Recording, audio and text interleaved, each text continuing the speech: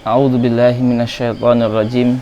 Bismillahirrahmanirrahim. Alhamdulillahirabbil alamin wassalatu wassalamu ala nabiyyina Muhammadin wa ala alihi wa ashabihi wa sallama tasliman katsira. Ihwani al-fudala wa akhwati al-fudalayat. Assalamualaikum warahmatullahi wabarakatuh. Waalaikumsalam warahmatullahi wabarakatuh. Pada kesempatan kali ini kami ingin sedikit membahas sebuah statement yang sering beredar di masyarakat, apalagi mendekati hari-hari 14 Februari, hari 14 Februari pemilu, yaitu istilah jangan mencampur adukkan politik dengan agama. Nah, jangan mencampur adukan politik dengan agama itu apakah sebuah istilah yang boleh diyakini? Nah, apakah statement itu halal diyakini oleh seorang muslim atau haram diyakini oleh seorang muslim? Ya, ini statement sering sekali kita dengarkan, jangan mencampur adukkan politik dengan agama. Ya, diksinya itu kadang bermacam-macam, tapi muaranya itu satu. Politik itu keji, jangan engkau kotori agama dengan politik, ya kan? Itu diksinya macam-macam, tapi ibaratnya satu. Ada lagi gini, jangan memakai politik identitas. Jangan mempolitisasi agama. Agama terlalu suci untuk dimasukkan ke ranah politik, karena politik itu kotor. Nah, ini statement ini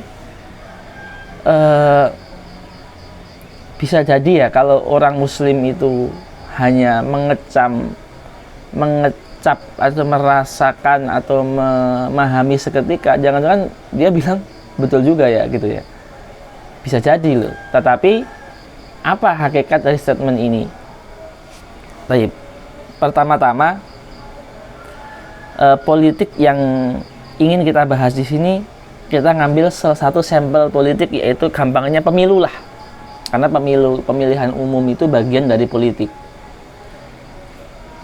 Kalau di KBBI itu, politik itu kadang diartikan sebagai pengambilan sebuah kebijakan, karena negara yang besar tidak mungkin berjalan tanpa adanya pengambilan kebijakan, pengambilan keputusan. Nah, itu salah satu makna politik yang dituliskan di KBBI. Ada 1-2 makna yang lain, tetapi intinya pengambilan kebijakan dalam sebuah pemerintahan itu dinamakan dengan politik, pengambilan keputusan. Pemilu ini juga salah satu pengambilan kebijakan, keputusan agar di sana ada yang namanya pemimpin negara. Itu juga dinamakan dengan politik atau sebagian dari politik. Apakah kita tidak boleh mencampur antara pemilu dengan agama? Nah, ini bagaimana ini pandangan kita sebagai seorang muslim? Nah, kami sedikit ingin mengulas sedikit, semoga bisa memberikan faidah. Wabillahi wa ala wahi tawakkuli wa timadi. Hanya kepada Allah kami menyerahkan apa yang ingin kami sampaikan pada pagi hari ini. Yang pertama, saya akan membahas tentang hubungan antara agama dan politik. Apa hubungan relasi antara agama dan politik? Kami membagi menjadi 3 relasi. Pertama, relasi antara agama dan politik yang kita sebut dengan hubungan atau alaqah tasoluhiyah, di mana agama di sini sebagai penaung politik. Artinya politik dinaungi oleh agama. Hubungan ini kita namakan dengan al-alaqah atau hubungan tasoluhiyah, di mana agama memberikan perlindungan terhadap politik, di mana agama menaungi politik, di mana agama menjadi atap atau rumah bagi politik. Di politik itu berada di dalam agama. Yang kedua adalah hubungan istiglaliyah. Hubungan istiglaliyah, apa itu? Di mana para politikus memanfaatkan agama sebagaimana sarana untuk mendapatkan hasrat jabatan, hasrat kekuasaan, hasrat kekayaan. Jadi agama dilibatkan, tapi sebagai agama itu sebagai apa? Kendaraan untuk memuluskan hasratnya. Dia tidak menjadikan agama sebagai naungannya. Ini namanya istiglaliyah, hubungan istiglaliyah, memanfaatkan agama. Kalau tadi yang ketiga adalah alaqoh, relasi adaiyah. Adaiyah, menjadikan agama sebagai musuh politik. Jadi agama bermusuhan dengan politik. Agama versus politik. Ya. Jadi kalau ada orang mengatakan gini, betulkah istilah jangan campur adukkan politik dengan agama? Apakah betul? Kalau yang kita maksud adalah agama sebagai koridor dalam berpolitik, artinya mencampurkan agama dengan politik dengan tujuan agama itu menaungi politik, jangan campur adukkan, harus dicampur adukkan. Karena di sini agama menjadi rem. Agama menjadi koridor. Apakah pengambilan kebijakan, keputusan itu sesuai dengan Allah wa Rasuluhu atau tidak? Maka di sini agama harus dicampur dengan politik. Politik harus nganut dengan agama. Nah, kalau maksudnya adalah ibarat pertama, kalau yang dimaksud orang tuh jangan campur adukkan politik dengan agama, artinya agama tidak boleh masuk ke ranah politik. Berarti ini ibarat yang tidak betul, dan itu salah, dan itu tidak boleh diyakini oleh seorang muslim. Kenapa? Pertama, sudah menjadi keyakinan seorang muslim bahwasanya syariat, bahasa kitanya fikih, itu mengatur seluruh ranah kehidupan. Fikih mengatur ibadah, wudu, sholat, puasa, zakat, haji. Itu berkenaan dengan privasi. Bahkan tidak privasi mutlak, karena zakat itu juga dalam bernegara ada syariat zakat.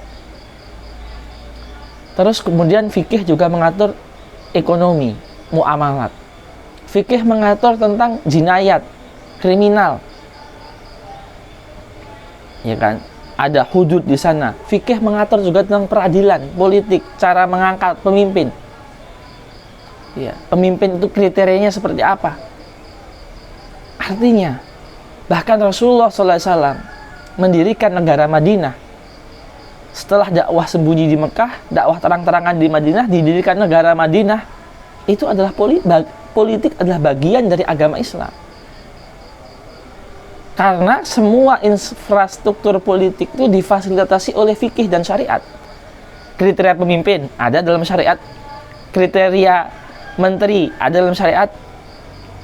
Peraturan-peraturan dalam hidup bertetangga, bernegara, hidup berkeluarga, hidup dalam ranah privasi, itu juga ada syariat-syariatnya. Ada hukuman, ya kan? Ada hudud, ada takzir, ada syariat warisan. Itu artinya infrastruktur undang-undang itu disediakan oleh Al-Quran wa Sunnah. Artinya agama ini mengatur kehidupan bernegara. Maka istilah jangan campur adukkan agama dengan politik, kalau yang dia maksud jangan itu adalah jangan agama memasuki ranah berpolitik, maka ini tidak boleh. Kita yakini, haram kita yakini. Ada hadis yang luar biasa ya. Ada hadis yang luar biasa, di mana hadis itu di Sahih Muslim, di mana Rasulullah SAW, salah seorang sahabat Salman Al-Farisi itu ditanya oleh seorang musyrik, wahai Salman, qila qad allamakum nabiyukum sallallahu alaihi wasallam ma kulla syai'in hatta al-qiraah.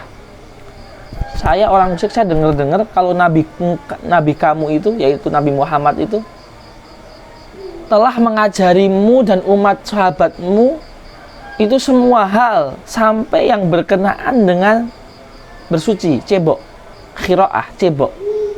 Dengar-dengar nabimu itu mengajari semuanya, bahkan sampai cebok yang paling kecil pun diajari. Kata Sayyidina Salman, ajal, betul, Nabi kita telah mengajari kita semuanya. Kita pahami dari kata semuanya, artinya semua urusan diajari, bahkan yang sampai yang tersimpel. Dari yang terbesar sampai tersimpel diajari semua. Kalau yang simpel saja bersuci diajari, mafhumnya maka yang lebih besar mesti diajari. Apalagi ada kata kula syai' di situ yang berarti segalanya. Nah, kemudian juga contoh bahwasanya agama itu dijadikan naungan dalam berpolitik adalah Khalifah Umar bin Khattab. Contohnya, artinya Khalifah Umar itu kan adalah bentuk representasi dari syariat di zaman Nabi. Ketika itu Nabi jadi pemimpin, selanjutnya Abu Bakar, selanjutnya Sayyidina Umar.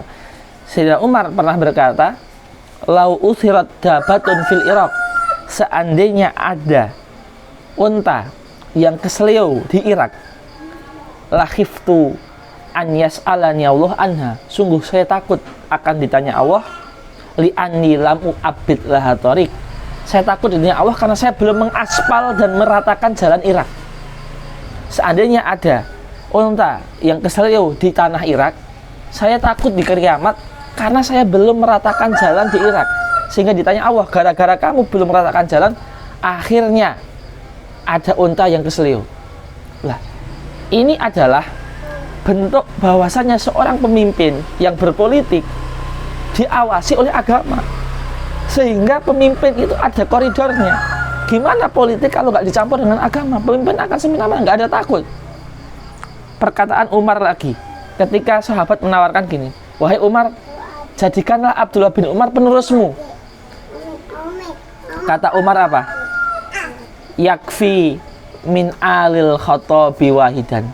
Cukup dari keluarga Khattab yang jadi pemimpin itu saya saja. Yakfi min alil khotobi wahidan. Cukup yang menjadi raja atau khalifah setelah saya itu satu orang saja. Seperti itu, satu orang saja. Seperti itu.